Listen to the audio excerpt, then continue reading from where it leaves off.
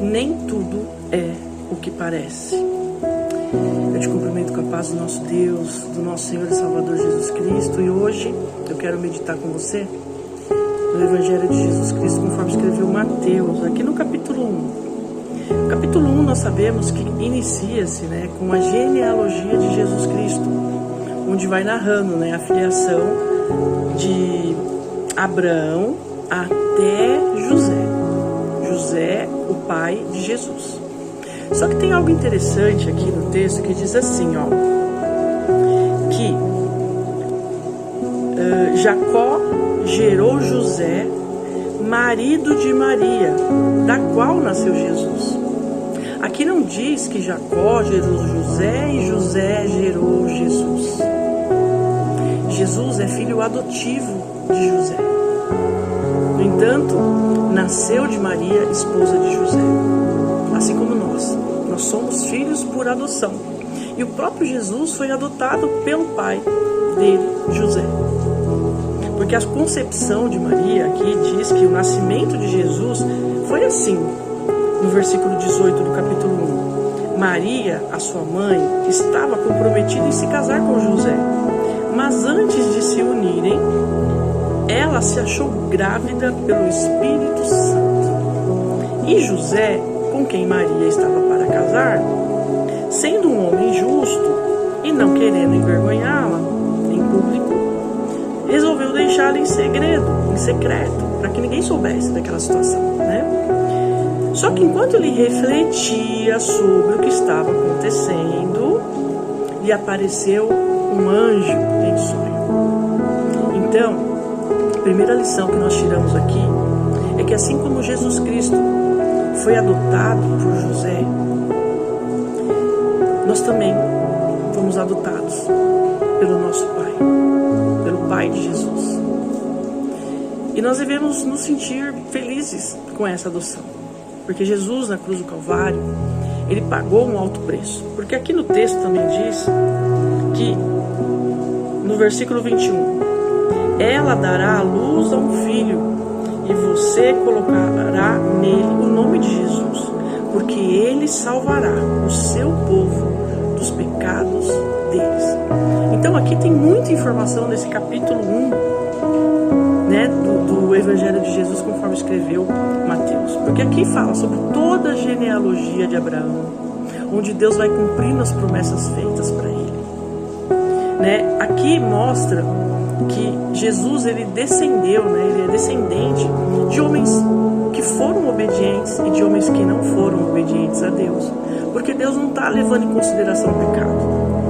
O que ele tem compromisso é com a palavra dele, quando ele promete lá no Éden, depois da queda de Adão e de Eva, ele promete que enviaria aquele que salvaria toda a humanidade daquela sentença de morte que foi dada ali para Adão e Eva, enquanto eles se submeteram ao capricho da desobediência, quando eles comeram do fruto proibido, porque a serpente foi lá distorcer a palavra de Deus e eles, por vaidade, enfim, por uma série de fatores, acabam desobedecendo a voz de Deus. Então Deus promete ali no capítulo 3 de Gênesis que enviaria o descendente da mulher, e que através desse descendente, ele colocaria inimizade entre os descendentes da mulher e os descendentes da serpente.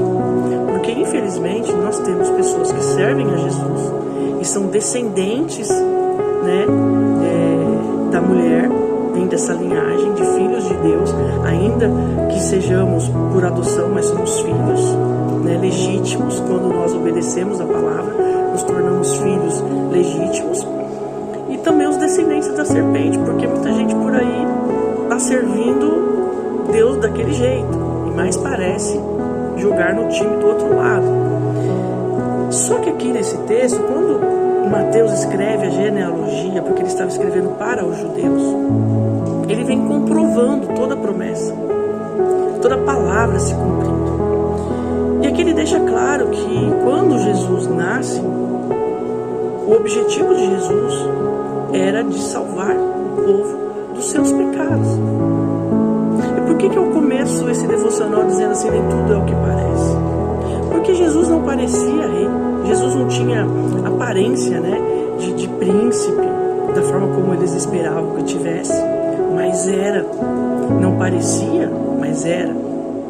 E de um outro ponto de vista também, é que José, ele soube que Maria estava grávida.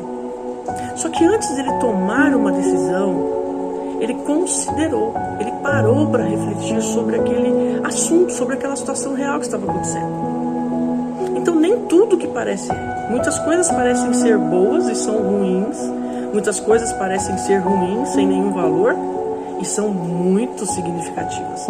Jesus não parecia rei, não parecia Deus, não parecia nada do que eles estavam acostumados, e era. E aqui nessa situação, em relação a Maria, nós temos o contrário.